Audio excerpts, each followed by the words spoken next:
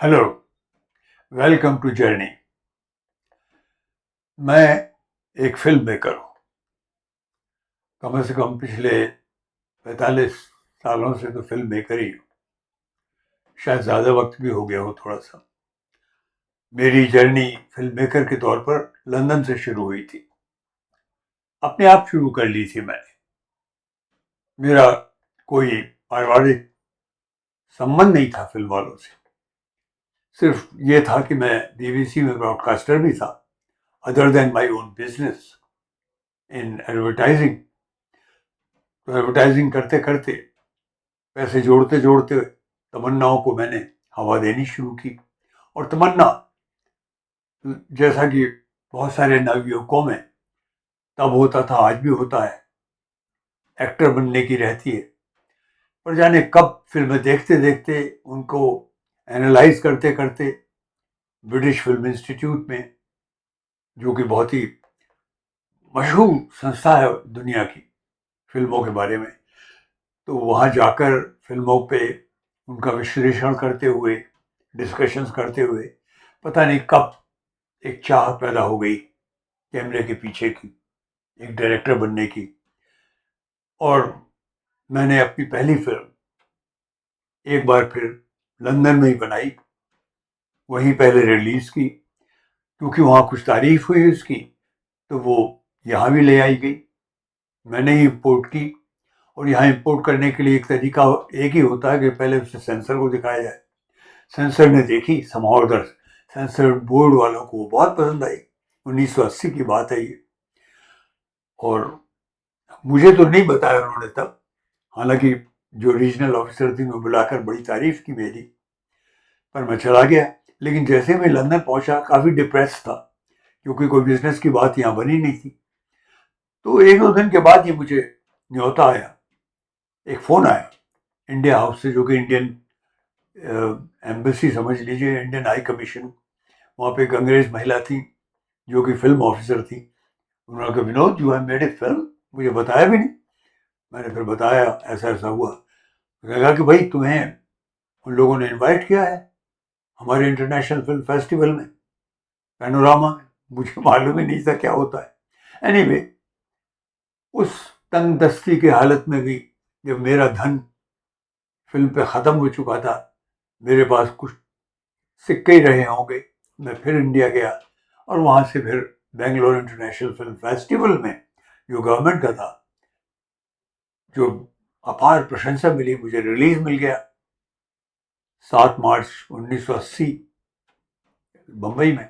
और फिर मेरी कहानी, फिल्मी जर्नी शुरू हो गई। बड़ी इंटरेस्टिंग जर्नी रही। कभी ऊपर गया, कभी नीचे आया। जब अच्छे दिन होते हैं, आपकी फिल्म की प्रशंसा हो, अच्छा बॉक्स ऑफिस कर रही हो, चाहे वो एक दो सिनेमा में ही करे, तो आपको और फिल्में भी मिलती हैं। मेरे साथ भी हुआ। मैं भी एक आध बड़ी बड़ी फिल्म करने लगा। लेकिन हमारी एक फिल्म मेकर की जर्नी का सबसे अजीब जो उसका एक तरह का एक्सपीरियंस होता है, वो जब गड्ढे आते हैं, जब पहाड़ी के ऊपर से, बिल्कुल पीक से आप नीचे गिरते हैं। वो मेरे साथ वो भी हुआ, मैंने देखा। और ये प्रक्रिया लगातार बनी रही, क्योंकि मुझे किसी फिल्म फाउंडेशन ने, किसी बिजनेस वाले ने या बड़े प्रोड्यूसर ने तो बैक किया नहीं था। मैंने तो अपनी जर्नी अपने आप ही शुरू कर दी थी, अपने ही पैसे जोड़ करके, उससे फिल्म बनाकर। और जो प्रभु थे, ईश्वर, उन्होंने मेरी मदद की और मैं जर्नी मेरी चलती रही। पर ये करते करते मुझे ये समझ में आ गया कि अंततः एक फिल्म मेकर बहुत ही अकेला इंसान होता है। हर घड़ी उसको ये चिंताएं घेरे रहती हैं, अगला क्या। और उसकी जिंदगी की जो रोशनी है, वो उसके लास्ट रिलीज पर ही होती, निर्भर करती है। वो चली, बॉक्स ऑफिस कैसा किया, वही उसे आगे के रास्ते खुलती है, आगे के स्टेशन मिलते हैं। तो ये जो प्रक्रिया रही लगातार चलती रही, और ये जो झटके मिले और काफ़ी मिले, बड़े बड़े मिले, डिस्पाइट द फैक्ट दैट मैंने एक वक्त की सबसे बड़ी फिल्म स्टार भी डायरेक्ट की थी, तो मेरे साथ एक अजीब चीज़ हो गई कि मन के अंदर का जो संघर्षशील मेरी आत्मा थी वो घुटने टेकने को तैयार नहीं हुई। मैं फिर अपने आप फिल्म बनाता रहा, पर बनाना आसान पार्ट है। एक फिल्म मेकर हैं मुकेश भट्ट, उन्होंने एक दफ़ा मुझसे कहा, Vinod, film making is the easy part, release is the most difficult. तो क्या करें, ये बहुत झटके खाने के बाद, धक्के खाने के बाद, मुक्के खाने के बाद मैंने सीखा कि आपकी जिंदगी बार बार शुरू होती है जब आप कुछ बनाते हैं। मुझे फिर अपने आप ही फिल्म बनानी पड़ी, अपने ही गिने चुने पैसों से। ऐसी फिल्मों को, ऐसे फिल्म मेकर्स को इंडी फिल्म मेकर्स कहते हैं। तो आप क्या करेंगे, आपने एक फिल्म बना ली, पर लगाएंगे कहाँ, क्योंकि पूरा वातावरण इतना बदल चुका है, पहले से ज्यादा चैलेंजिंग हो गया है। बड़े बड़े कॉर्पोरेट्स के हाथ में सब कुछ है। अगर आपकी पिछली फिल्म नहीं चली है तो कोई आपको छुएगा नहीं। तो ये जो ऐसे आघात मिलते हैं, जब ओटीटी आया तो लगा था कुछ उम्मीद पैदा हुई थी, वहां भी झटका मिला। तो ऐसे में भी घुटने टेकने को मन नहीं किया। मैंने फिर एक फिल्म अपने आप बनाई, अंडरटेकर, फिर वही झटके खाए।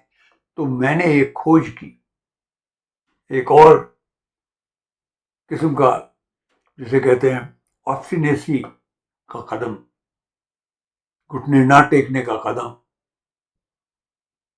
डोंट से डाई कहने का कदम, हार ना मानने का कदम। वो ये था कि डिजिटल दुनिया है तो खुद अपने आप खड़े होने के चांसेस हैं। अगर डिजिटल दुनिया में ओटीटी वगैरह चल ही रहे हैं डिजिटली, तो क्या किया जाए, क्या अपनी खुद का छोटा सिनेमा नहीं बना सकते? तो मैंने साझा सिनेमा की कल्पना की, उसे बनाया। ये एक छोटा सा प्लेटफॉर्म है, VOD, वीडियो ऑन डिमांड का। इसमें यह प्रयत्न किया जा रहा है कि जो ऐसे इंडी फिल्म मेकर्स हैं जिनकी फिल्मों में बड़ी गहरी बात है कहने के लिए, और जिन्हें कहीं कोई स्थान नहीं मिल रहा है, कोई उन्हें जगह नहीं दे रहा है, न सिनेमा, न कोई OTT channel, no network, no Netflix, no prime time और एनी अदर, तो अपनी खुद की हस्ती बनाने का एक प्रयत्न, उन लोगों के साथ उनको इनवाइट कर प्लेटफॉर्म पर, जो आप ही जैसे हैं, जो संघर्षशील हैं, अपने पैसे लगा बैठे हैं, तो उनके साथ जोड़ने का प्रयत्न। बस इतना ध्यान रख के कि उनमें, फिल्मों में कुछ गहरी बात हो, दिल को छूने वाली बात हो। It should be able to reach across. पिटी पिटाई जो कथाएं कभी होती हैं, पिटी पिटाई जो फिल्में बनती हैं, मार पीट मार दाड़, ये सब बड़े बड़े मेलोड्रामेटिक सीन्स वगैरह, उससे परे हो, साफ सुथरी हो जहां तक हो सके। बोल्ड हो सकती हैं, पर बोल्ड में भी एक हाइजीन हो, ईमानदारी हो, आकर्षण हो, गहरी बात हो, उनको जोड़ने का प्रयत्न। और हमने इस प्लेटफॉर्म को शुरू कर दिया है। अभी फिल्मों की तलाश है, कुछ फिल्में आ गई हैं, एक आध मैंने अपनी फिल्म डाली है, जैसा मैंने कहा अंडरटेकर है उस पर। क्योंकि इंडी फिल्म मेकर्स की फिल्में ज़्यादातर नए एक्टरों के साथ होती हैं, पर मैंने तो अपना जीवन, फिल्म की यात्रा नए एक्टरों के साथ ही शुरू की थी। तो मेरे लिए तो ये मुहिम जानी पहचानी थी। जर्नी के इस एपिसोड से यही इरादा था कि I should be able to reach across to those many friends जो अलग अलग, बिल्कुल कटे कटे अपनी लड़ाई लड़ रहे हैं, कहीं कोई है नहीं उनका साथ देने वाला। तो ये एक तरह का हाथ बढ़ाने का प्रयत्न है। अगर आपकी फिल्म ऐसी है जो पहुंच सकेगी एक निश्चित वर्ग तक कम से कम जो समझ में आने वाली हो, गहराई भी हो पर समझ में आए, जो दिल को छुए, सिर्फ एक व्यर्थ की उड़ान ना हो। तो मेरा हाथ, मेरे साथियों का हाथ है आपके लिए। प्लीज पकड़िए हमारा हाथ और पकड़ने दीजिए हमें आपका हाथ, और कोशिश करते हैं, साझी कोशिश। इस फिल्म को बहुत छोटी राशि से दिखाया जाएगा, जो भी फिल्म होगी, ओनली 49 रुपीज़, 49 रुपये प्रेजेंटली। उसको शेयर करेंगे। अगर आपने अपने दम पे पूरी फिल्म बनाई है और आपके पास उसके पूरे राइट्स हैं, तो 70% आपको जाएगा, 30% प्लेटफॉर्म के पास रहेगा, साझा सिनेमा। और साझा मिलकर आगे बढ़ेंगे, नई खोजें करेंगे, नए आयाम ढूंढेंगे, नई मुहिम जीतेंगे।